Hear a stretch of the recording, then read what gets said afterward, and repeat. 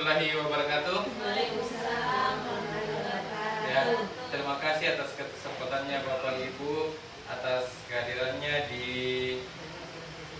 sesi siang hari ini mengenai desiminasi calon guru penggerak angkatan 9, yaitu di mana pada modul ini, pada aktivitas ini, peserta calon guru penggerak akan memaparkan hasil dari apa yang mereka telah pelajari di modul-modul di guru penggerak itu sendiri.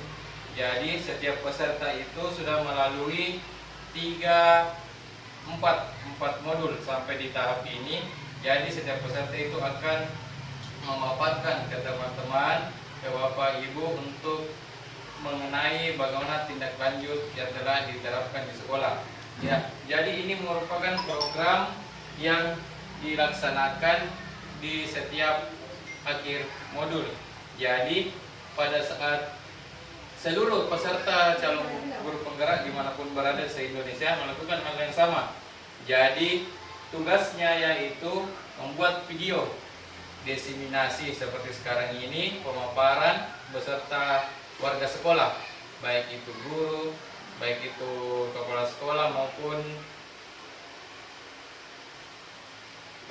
perpustakaan dan sebagainya. Jadi ini merupakan koneksi antar materi yang saya paparkan, di mana pada modul 1.1 itu refleksi filosofi pendidikan nasional menurut Ki Hajar Dewantara. Jadi di modul 1.1 itu Bu, saya menjalankan budaya positif di sekolah yang tujuannya untuk bagaimana calon guru penggerak itu sendiri memaparkan pendidikan menurut Ki Hajar Dewantara, yaitu berpihak pada murid. Jadi di modul ini kami sebagai calon guru penggerak diberikan bekal bahwa yang berpusat pendidikan itu berpusat kepada murid. Yang pada awalnya saya pahami itu guru yang berperan banyak, ternyata itu terbalik. Kita lebih memberikan pemahaman interaktif dan inovasi ke peserta didik untuk bereksplorasi dalam kelas.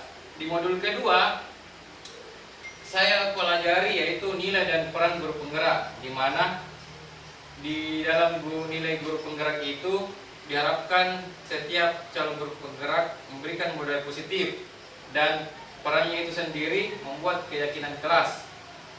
Dan di modul 1.3 yaitu visi guru penggerak, yaitu di mana pada saat pendampingan kedua yang lalu bersama Ibu pengajar praktek saya memaparkan visi guru penggerak dan dikolaborasikan dengan visi sekolah kita, di mana itu sama-sama bersinergi untuk melakukan perubahan, diharapkan untuk melakukan perubahan yang lebih berpihak pada murid ke depannya. Ya, jadi pada yang akan kita bahas pada siang hari ini Ibu mengenai yang pertama itu disiplin positif dan nilai-nilai kebajikan universal. Yang kedua, teori motivasi, hukuman dan penghargaan, restitusi. 3, keyakinan kelas. 4, kebutuhan dasar dan hidup dunia berkualitas. 5, restitusi, 5 posisi kontrol kita. Dan ke-6 itu segitiga restitusi atau pemecahan masalah. Ya, jadi kita pada awalnya itu menyatukan persepsi dulu menurut Ki Hajar Dewantara, yaitu menyatakan tujuan dari dilakukannya proses pendidikan itu adalah untuk menuntun segala kekuatan kodrat yang ada pada anak-anak itu, agar mereka sebagai manusia dan anggota masyarakat dapat mencapai keselamatan dan kebahagiaan yang setinggi-tingginya. Oleh sebab itu, pendidikan itu hanya dapat menuntun atau hidupnya kekuatan kodrat yang ada pada anak-anak sehingga dapat memperbaiki lakunya, bukan dasarnya. Jadi pendidikan menurut KHD itu Bu menuntun kita, mengarahkan kita untuk menuntun ke anak-anak, di mana itu menuntun kita mengenali karakteristik masing-masing peserta didik kita yang pada dasarnya memiliki perbedaan satu sama lain, dan kita setiap zamannya itu pasti berbeda. Jadi kita memberikan pemahaman sesuai kodratnya, baik itu kodrat zaman maupun di kodrat anak itu sendiri. Ya, di topik pertama itu kita akan masuk di materi disiplin positif dan nilai-nilai kebajikan universal. Ya, jadi Bapak Ibu secara berpasangan bisa menerapkan paradigma ini.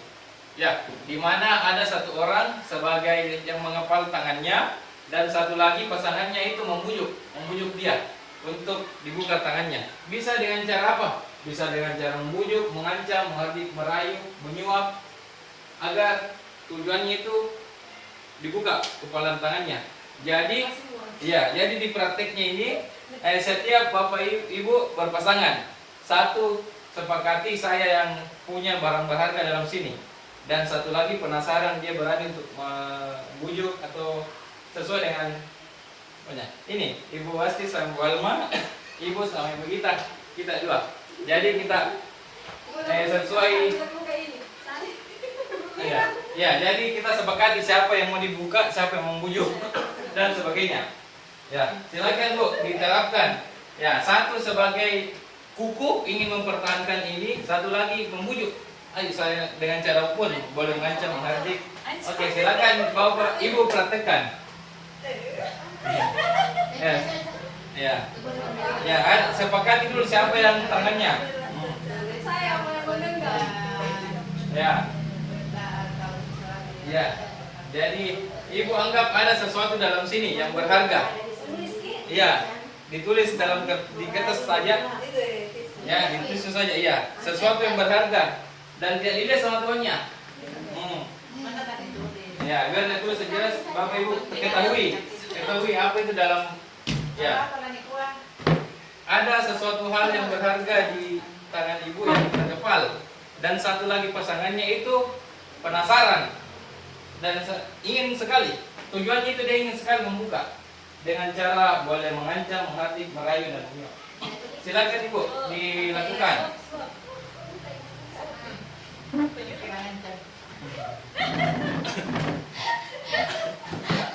Ya, silakan. Iya, silakan dimulai. Ya, sesuai dengan apa? Dengan cara supaya bebas.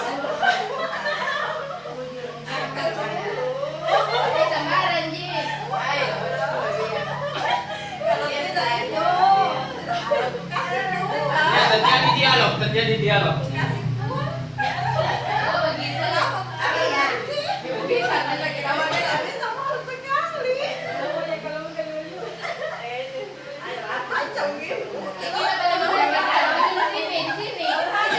Oh, berhasil. Buka dulu apa? Barang berharganya. Apa barang berharganya? Oh, uang. Ibu berhasil? Dan cara maksa. Kita Bu membujuk. Oke. Kita aplaus dulu untuk dengan merayu. Kita lihat dulu. Ya. Ya, itu tadi kita praktekkan, yaitu modul yang saya pelajari, yaitu teori kontrol. Ya. Teori kontrol itu yang pertama itu merupakan ilusi guru yang mengontrol. Selama ini kita tidak dapat memaksa murid untuk berbuat sesuatu jika murid tersebut memilih untuk tidak melakukannya. Ya. Teori kontrol yang selama ini yang saya ingat pada saat sebelum saya belajar mempelajari modul ini, di mana guru itu mempunyai sikap otoriter, di mana maunya guru siswa harus ikut. Ya, jadi setelah saya mengetahui teori ini, teori kontrol itu, bahwa siswa juga, murid juga punya hak untuk tidak sejalan apabila itu tidak mau. Ya, di mana terjadi dan kita praktekkan guru itu mengancam, bahkan sampai kekerasan fisik, di mana itu merupakan teori kontrol pertama. Yang kedua, ilusi bahwa semua penguatan positif, efektif dan bermanfaat, di mana segala usaha untuk mempengaruhi murid agar mengulangi suatu perilaku tertentu adalah suatu usaha untuk mengontrol murid tersebut. Dalam jangka waktu tertentu, kemungkinan murid tersebut akan menyadari dan mencoba untuk menolak bujukan, atau bisa jadi murid tersebut tergantung pendapat sang guru untuk berusaha. Di mana ilusi yang kedua ini, itu murid kadang menganggap sesuatu yang tertekan sehingga dia melakukan instruksi yang diberikan. Yang ketiga itu ilusi bahwa kritik dan membuat orang bersalah dapat menguatkan karakter. Ya, jadi pada saat kita mengkritik dan rasa bersalah untuk mengontrol murid, itu menuju pada identitas gagal, di mana pada saat kita mencap siswa itu nakal, maka itu akan tersep bahwa saya dicap sebagai siswa yang nakal. Itu merupakan ilusi yang kita kontrol kontrol kita sebagai guru, memberikan identitas gagal kepada perilaku murid tersebut. Yang keempat yaitu ilusi bahwa orang dewasa memiliki hak untuk memaksa, di mana pada saat tadi prakteknya kita terfokus untuk bagaimanapun saya harus membuka ini dengan cara apapun, di mana sebagai status kita sebagai orang dewasa, teori kontrol kita itu menganggap hak untuk memaksa itu sebagai diri kita, ada dalam diri kita karena kita sebagai orang dewasa. Jadi pada saat kita memiliki tanggung jawab untuk membuat murid-murid berbuat hal tertentu, kita menganggap itu sesuatu yang boleh kita lakukan karena itu sesuatu yang dewasa. Tetapi itu merupakan tidak akan efektif untuk jangka waktu panjang dan sebuah hubungan permusuhan akan terbentuk. Jadi itu merupakan paradigma teori kontrol yang telah kita terapkan. Ya, jadi menurut Stephen, yaitu bila kita ingin membuat kemajuan perlahan sedikit demi sedikit, ubahlah sikap atau perilaku kita. Namun bila kita ingin memperbaiki cara-cara utama kita, maka kita perlu mengubah kerangka acuan. Ubahlah bagaimana Anda melihat dunia, bagaimana Anda berpikir tentang manusia. Ubahlah paradigma Anda, skema pemahaman dan penjelasan aspek-aspek tertentu tentang realitas. Ya, jadi pada saat penerapan tadi, yang siapa sih sesungguhnya itu yang memiliki kontrol? Yang pertama, kita mencoba mengubah orang agar berpandangan sama dengan kita. Jadi kita berusaha memahami pandangan orang lain tentang dunia. Jadi kebanyakan kita mencoba untuk mengubah orang agar berpandangan kita sama pandangan. Padahal teori kontrolnya itu seperti ini. Kita berusaha memahami pandangan orang lain tentang dunia. Ya, perilaku buruk dilihat sebagai suatu kesalahan, padahal semua perilaku itu memiliki tujuan. Jadi tujuan itu kita perbaiki. Bisa saja apa yang kadang dilakukan oleh murid kita itu suatu kesalahan. Jadi kita berikan pemahaman sehingga itu bisa dikontrol dengan baik. Orang lain bisa mengontrol saya, hanya Anda yang bisa mengontrol diri Anda. Dan saya bisa mengontrol orang lain, Anda tidak bisa mengontrol orang lain. Pemaksaan ada pada saat bujukan gagal. Jadi teorinya itu, teori kontrolnya itu kolaborasi untuk menciptakan pilihan-pilihan baru. Yang berikutnya itu model berpikir menang kalah. Model berpikir menang dan menang, di mana pada saat terjadi interaksi kita dengan murid itu sama-sama ada suatu hal aksi positif, di mana tidak ada sesuatu yang dikatakan dirugikan. Ya, di mana pada saat disiplin ini semuanya berada dalam konteks disiplin, yang artinya yaitu belajar tentang disiplin positif tidak harus dengan memberi hukuman, justru itu adalah salah satu alternatif terakhir dan kalau perlu tidak digunakan sama sekali. Ya, jadi kata disiplin sendiri itu untuk menjadi seorang murid atau pengikut seorang harus paham betul alasan mengapa mereka mengikuti suatu aliran atau jalan tertentu, sehingga motivasi yang terbangun adalah motivasi intrinsik dan bukan instrinsik. Ya, jadi kita cenderung menghubungkan kata disiplin itu dengan ketidaknyamanan, bukan tentang apa yang kita hargai ataupun pencapaian suatu tujuan mulia. Nah, kita ketahui bersama di nilai-nilai kebajikan, yaitu antara lain profil pelajar Pancasila yang sama-sama kita pahami, dan dalam dimensi profil pelajar Pancasila itu ada 6 nilai-nilai yang bisa kita ambil yaitu beriman dan bertakwa kepada Tuhan Yang Maha Esa, mandiri, bernalar kritis, berkebinekaan global, bergotong royong dan kreatif. Ya, topik kedua itu teori motivasi, hukuman, penghargaan, dan restitusi. Di mana yang saya dapatkan di modul 1.4 ini, yaitu untuk menghindari ketidaknyamanan atau hukuman, apa yang akan terjadi apabila saya tidak melakukannya. Itu motivasi eksternal untuk mendapatkan imbalan atau penghargaan dari orang lain, yaitu motivasi eksternal. Dan motivasi internal yaitu untuk menjadi orang yang mereka inginkan dan menghargai diri sendiri dengan nilai yang mereka percaya. Saya akan menjadi orang yang seperti apa yang bila saya melakukannya. Ini merupakan tujuan disiplin positif.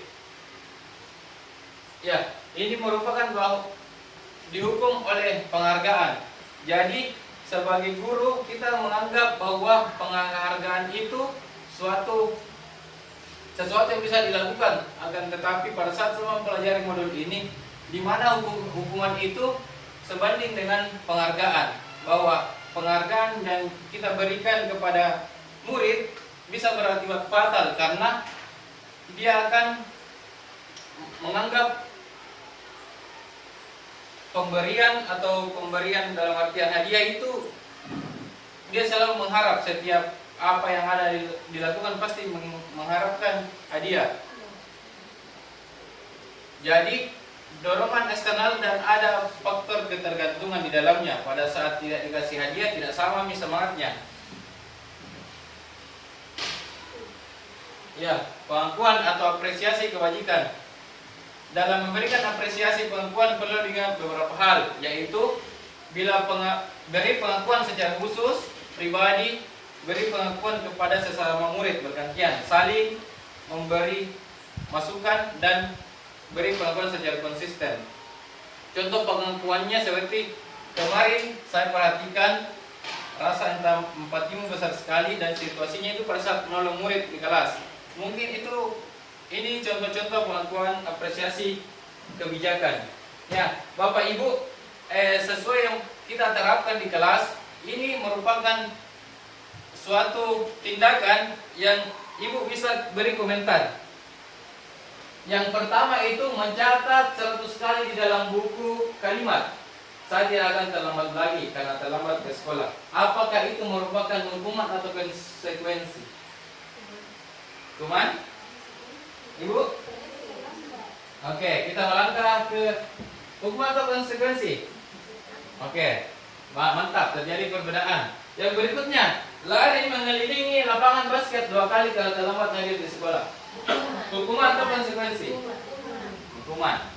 Murid diminta untuk push up 15 kali kalau tidak menggunakan masker ke sekolah. Hukuman.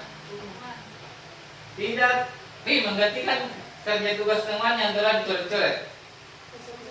Konsekuensi atau hukuman? Membersihkan tumpahan air di meja tulis karena tersenggol pada saat belajar. Konsekuensi. Murid disuruh untuk tidak menggunakan sepatu sehari di sekolah karena tidak menggunakan sepatu hitam. Hukuman atau konsekuensi? Disuruh untuk tidak menggunakan sepatu.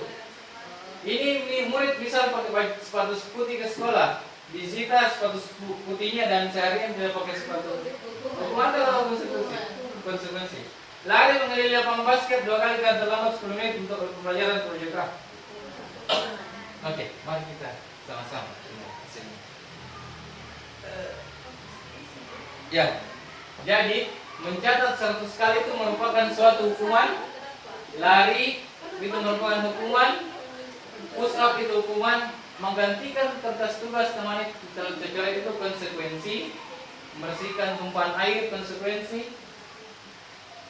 Dilepas sepatunya dan disita itu hukuman. Lari lapangan basket konsekuensi.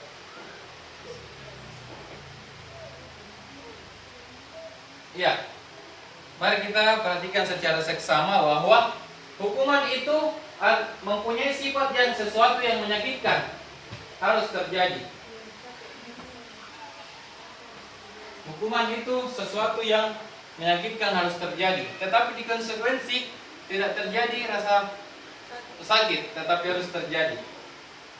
Membuat anak sakit fisik maupun hati untuk jangka waktu lama, tetapi dengan konsekuensi membuat anak tidak nyaman dalam jangka waktu yang pendek. Hukuman sifatnya membenci kedisiplinan. Anak menghargai kedisiplinan. Hukuman seringkali dicap dengan paksaan, tetapi konsekuensi stimulus maupun tanggapan-tanggapan. Hukuman bersifat mendorong anak menyakiti diri sendiri, tapi konsekuensi mendorong anak agar mudah menyesuaikan diri. Hukuman konsep diri yang buruk, konsep diri yang baik dalam konsekuensi. Anak belajar untuk menyembunyikan kesalahan di hukuman, dan konsekuensi anak belajar untuk mematuhi peraturan. Dan yang terakhir sifatnya itu perbedaannya marah, rasa bersalah dipermalukan, merasa tak dihargai pada saat dia diberi hukuman, dan pada saat konsekuensi kehilangan hak, dibuat tidak nyaman, diasingkan untuk sementara. Jadi Bapak Ibu, saya ingin memberi tanggapan, mengharap tanggapan sejauh ini hukuman dan konsekuensi itu perbedaan garis besarnya itu terletak di mana Bapak Ibu? Ya, jangka waktunya ya. Pada saat hukuman itu lama tersimpan, tersave di anak-anak.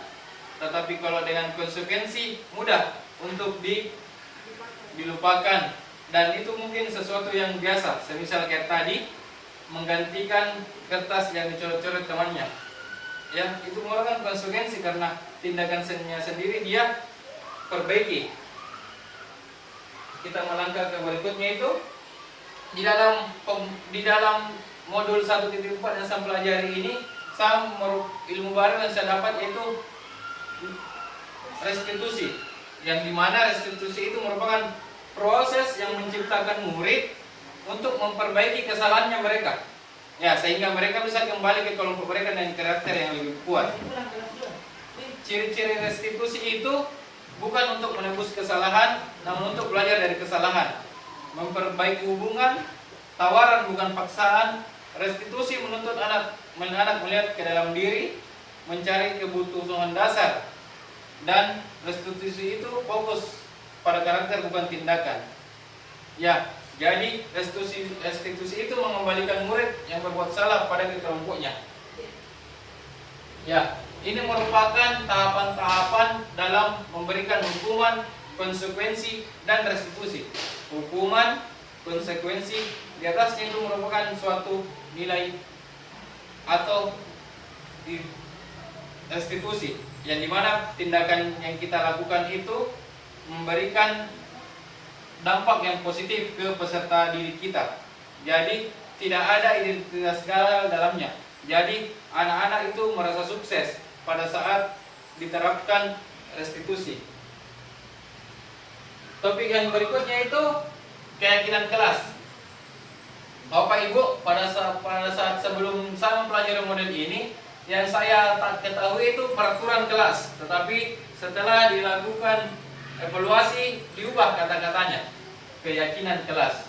Di mana keyakinan kelas itu terjadi karena ada suatu kesepakatan dan keyakinan di dalam diri anak-anak. Ya.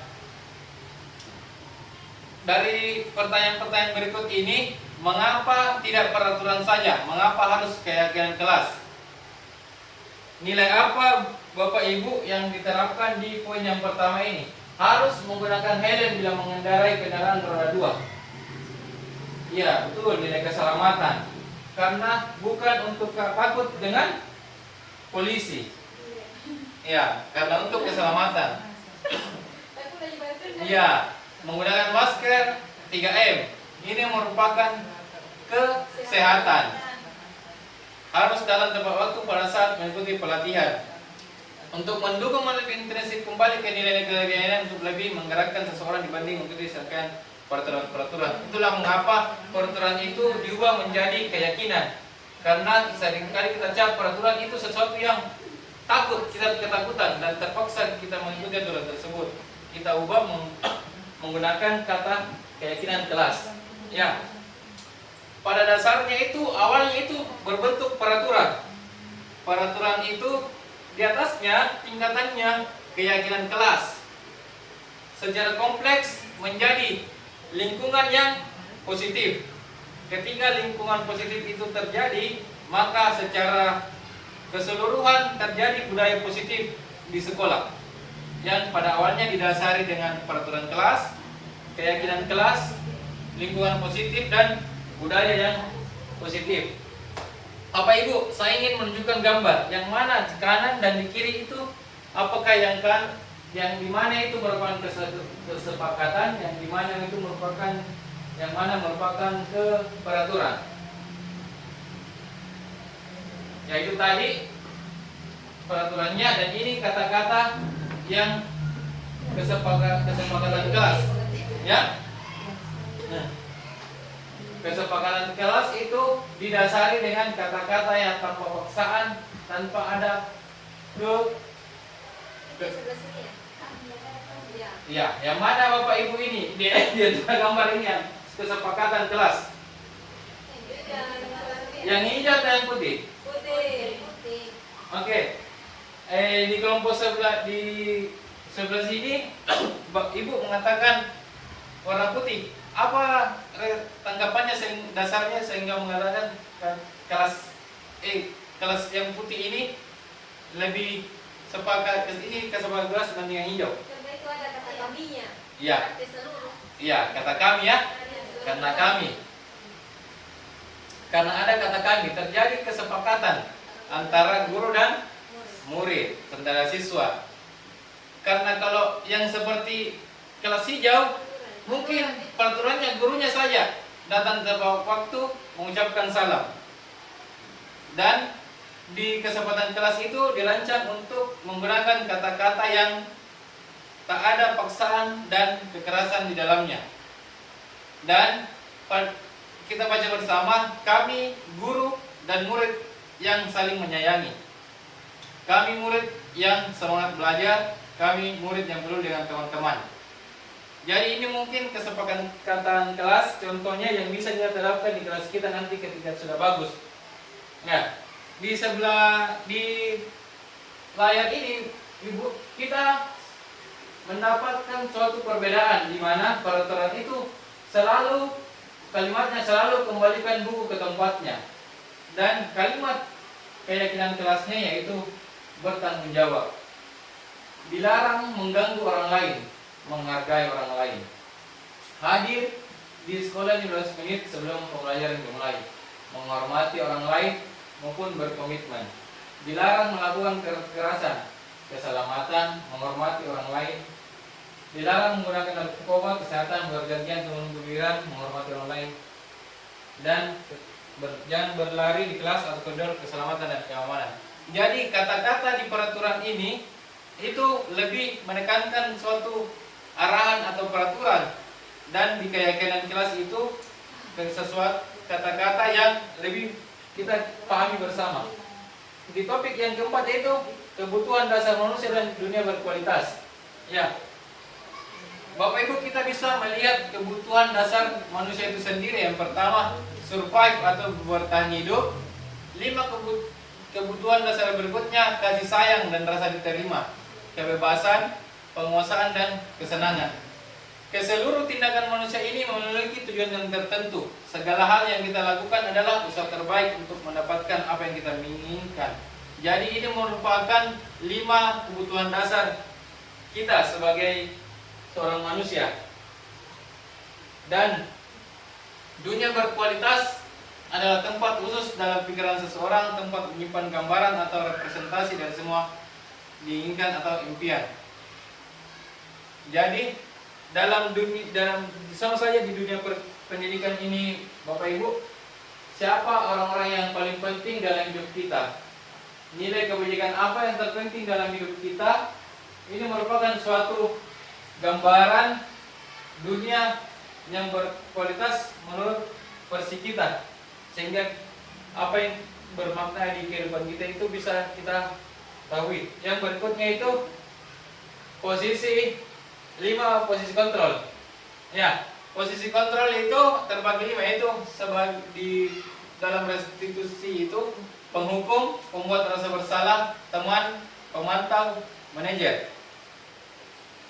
Ini 5 posisi kontrol kita sebagai guru. Yang pertama, teorinya itu penghukum. Kemungkinan murid marah dan mendendam atau bersifat agresif. Nah, itu posisi kontrol yang kedua, kita sebagai guru. Murid merasa, pembuat rasa bersalah. Murid akan merasa bersalah. Murid akan tertekan yang tiba-tiba meletus amarahnya dan bisa menyakiti diri sendiri atau orang lain. Posisi kontrol yang ketiga itu tuh guru sebagai teman. Murid akan memaksa, murid akan merasa senang dan akrab sebagai dampak yang positif. Sebagai pemantau, murid memahami konsekuensi yang harus dijalankan kalau melanggar salah atau peraturan sekolah. Dan posisi manajer, yaitu di mana guru berbuat sesuatu bersama dengan murid, mempersilahkan murid mempertanggungjawabkan perilakunya dan mendukung murid untuk menemukan solusi. Ya, jadi Bapak Ibu, dari 5 posisi kontrol sebagai seorang guru, kita dapat merasakan di dalam diri kita posisi kita sebagai peserta didik kita atau di murid kita itu berada di posisi berapa.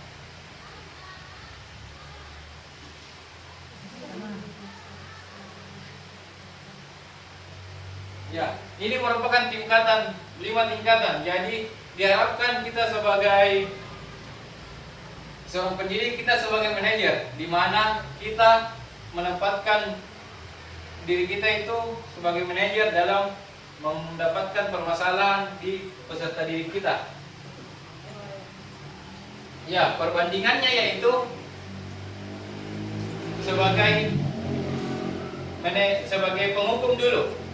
Kita guru berbuat menghardik atau menunjuk-nunjuk. Semisal ada yang siswa terlambat. Ini memang sering sekali terlambat ini. Sebagai apa itu gurunya? Dan pembuat orang merasa bersalah karena kita tekankan kepada anak, sering mentong terlambat ini, sekali terlambat bangun. Posisi kita sebagai pembuat orang bersalah. Dan contohnya pada saat dia menjadi teman, membuatkan alasan-alasan untuk muridnya. Dan sebagai manajer itu mengajukan pertanyaan. Nah, kaitannya dengan yang kita tadi sampaikan, yaitu kaitan dengan dunia berkualitas.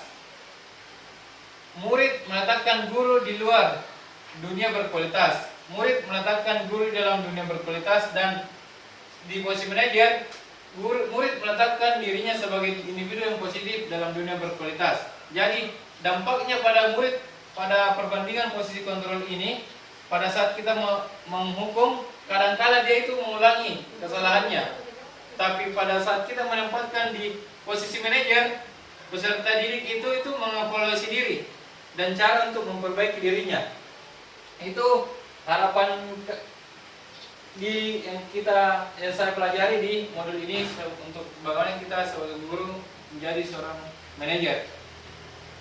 Pertanyaan-pertanyaannya itu, saya kecewa sekali dengan kamu. Itu merupakan kata-kata pembuat orang merasa bersalah. Kamu tidak pernah benar melakukannya, kamu sering sekali terlambat. Itu posisi kita sebagai penghukum. Ayolah, kamu jangan terlambat lagi. Demi ibu ini sudah jauh-jauh datang ke sini mengajar kamu. Lintas ke kabupaten lagi. Kamu harus cepat datang ke sekolah.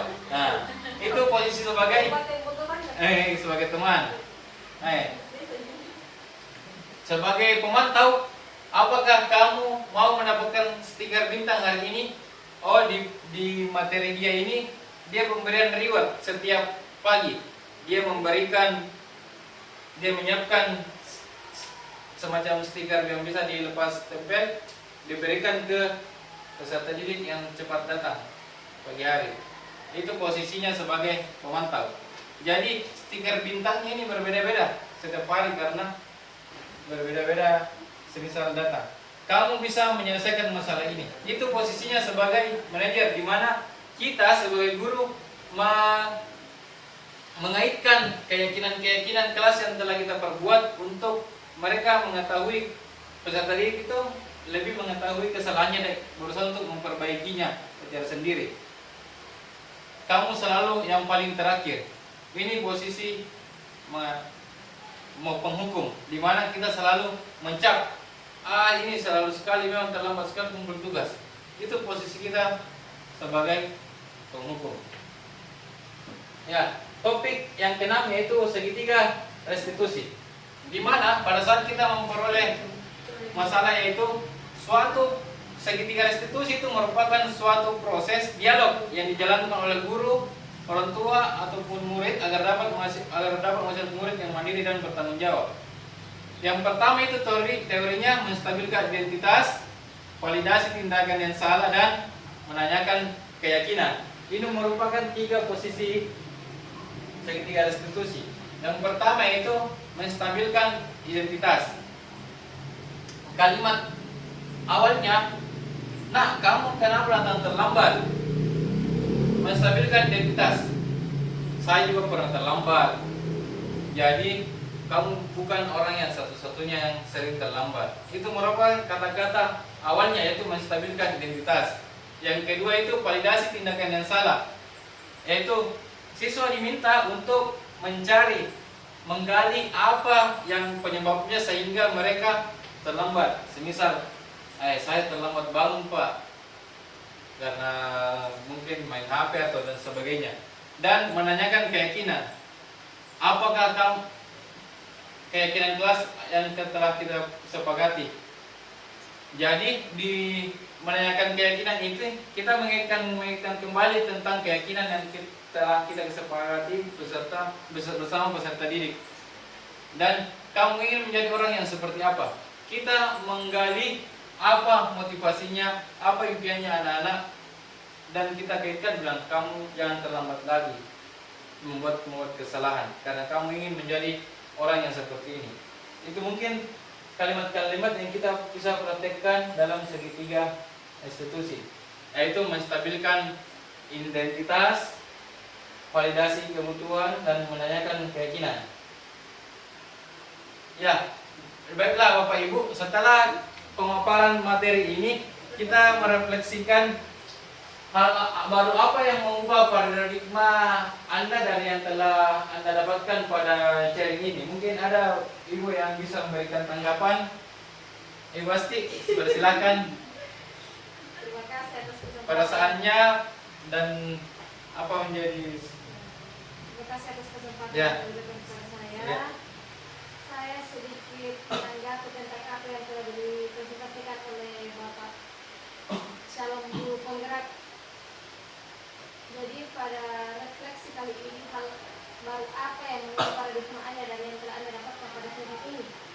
Tentunya kalau saya tidak salah ingat itu pada topik 2 barangkali atau topik 3 di situ ada tentang hukuman, Penghargaan, motivasi. buat di topik 3. Oh, begitu.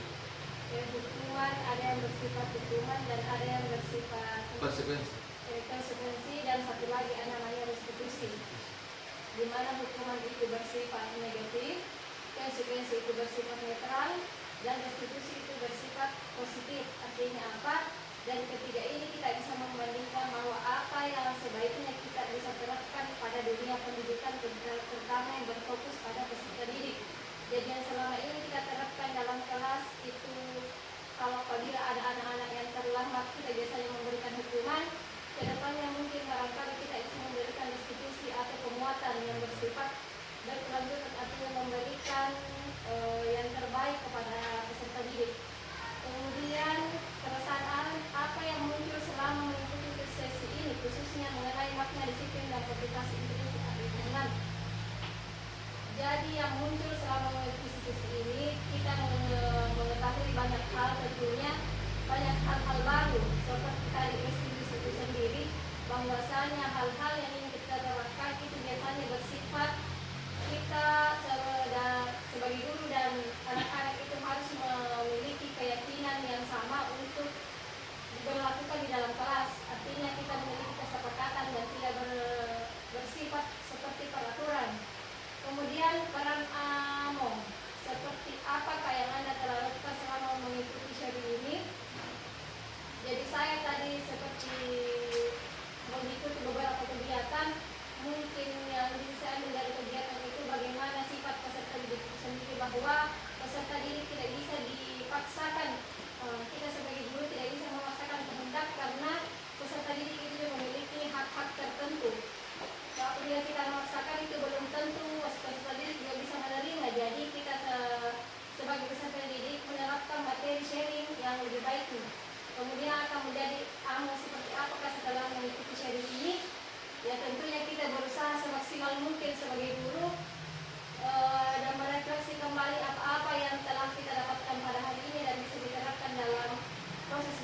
saya kira demikian. Oke, Bapak luar biasa pasti. Kita beri aplaus dulu untuk pasti refleksinya di pagi di siang hari ini. Ya, itulah tadi Bapak Ibu pemaparan saya mengenai apa yang telah saya dapatkan di pendidikan guru penggerak modul 1 ini yang sudah sampai di tahap 1.4, itu modul terakhir, akan beralih ke modul 2 dan modul 3, dan banyak rentetan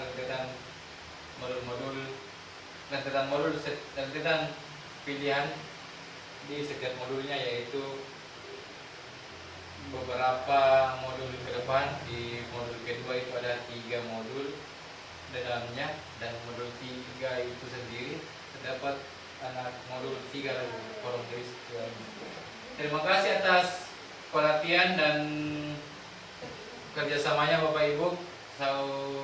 Saya sebagai calon guru penggerak mengharapkan bimbingan, dukungan, dan kolaborasi di antara kita semua untuk menciptakan suasana budaya positif yang bisa kita terapkan ke depannya di lingkungan SD 20 Manjampa ini, sehingga terjalin kerjasama interaktif antara guru, antara warga sekolah, antara siswa, antara orang tua, dan masyarakat setempat. Semoga dengan berjalannya waktu ini proses pembangunan gedung juga selesai. Banyak ide-ide kecil yang muncul di teman-teman pada saat pembangunan setelah jadi, itu besar harapan kita bersama untuk meningkatkan terciptanya suasana budaya positif di sekolah kita ini. Mungkin itu dari saya, mohon dan lebihnya dimaafkan. Wabillahi taufiq wal hidayah. Assalamualaikum warahmatullahi wabarakatuh.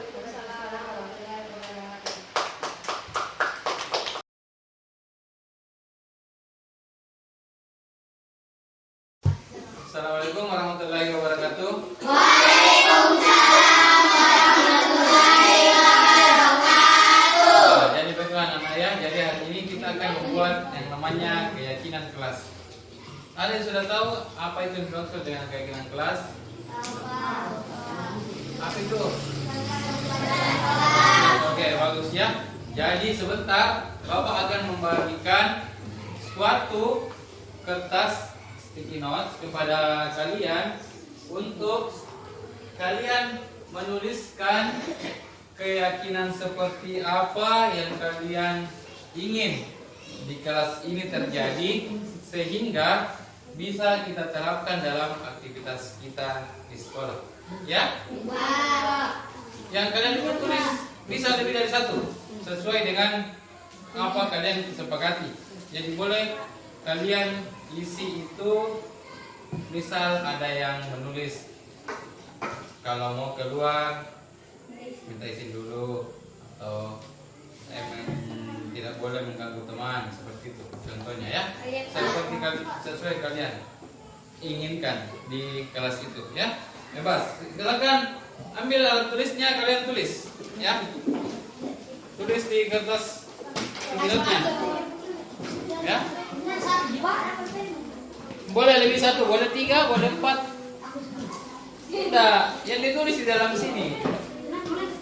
Iya, sebentar boleh di atas, sebentar di dinding. Ya, kalian menulis di sini ya, bertempel di atas. Ini berbagai.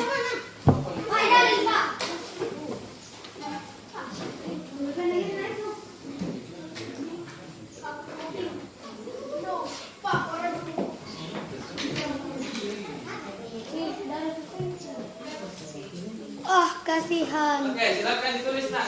Nah, dulu. Dadah. Silakan ditulis.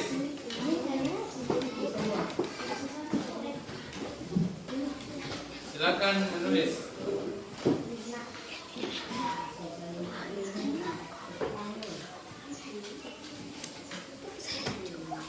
Jangan saya kok deh. Di sini. Oke, silakan ditulis keyakinan kelas yang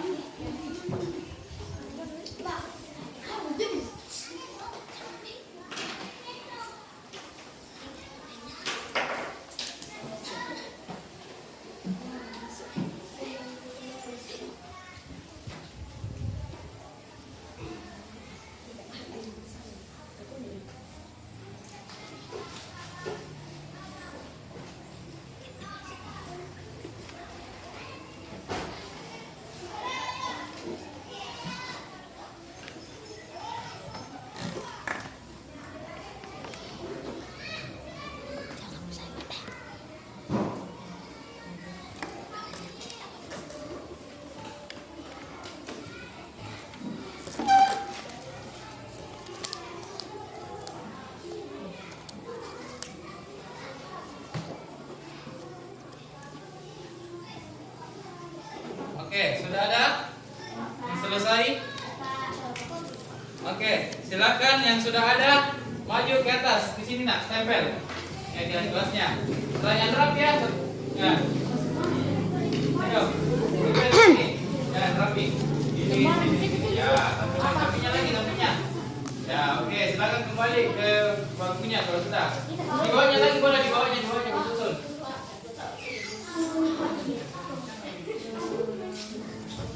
Oke, kembali ke depan nak. Oke. Oke, kembali ke tempatnya kalau sudah.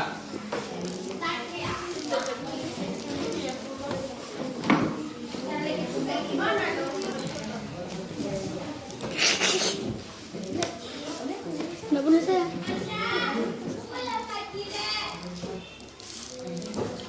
Michael G. Oke.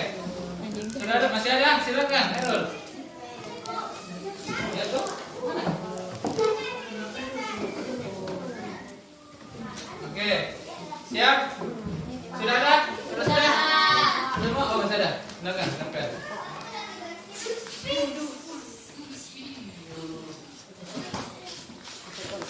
Oke, baiklah, silakan kembali ke Errol. Kenapa ya, Pak? Sudah kamera kali itu. Kira itu kamera tertinggi. Tidak apa-apa. Oke. Ya. Pak. Baiklah, ini keyakinan kelas yang kalian telah buat, ya. Jadi setelah ini Bapak akan membacakan keyakinan kelas yang kalian sudah tuliskan satu persatu. Dan perilaku bully harus ditiadakan. Sepakat? Sepakat. Kita harus baik kepada teman dan tidak boleh membuli teman. Sepakat ya?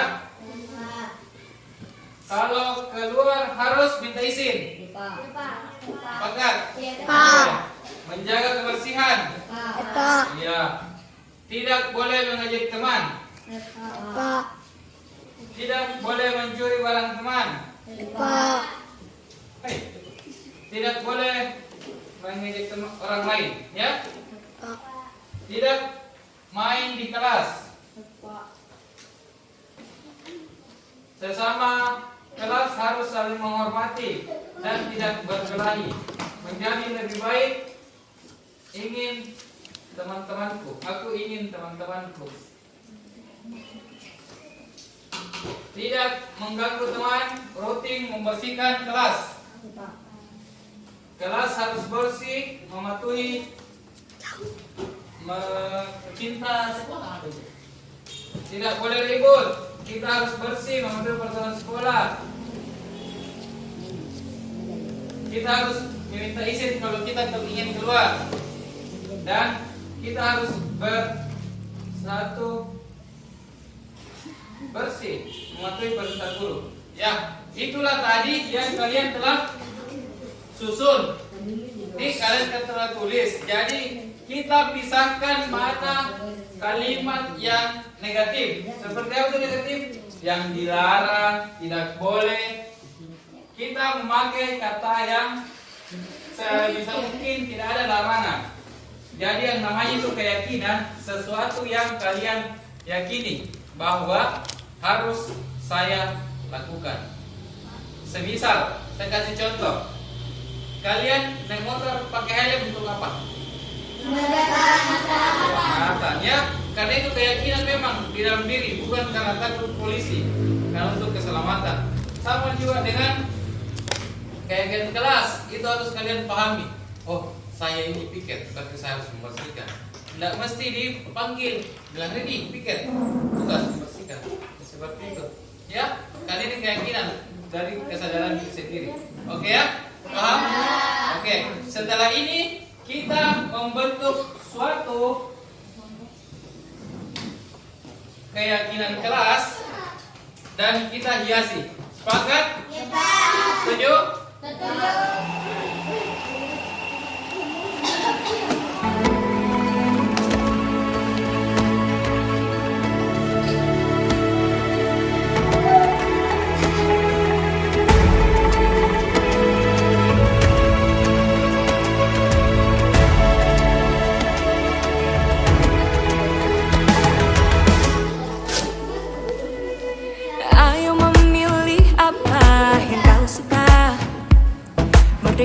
belajar wujud yang nyata. Raih mimpimu juga cita-cita, generasi emas Indonesia.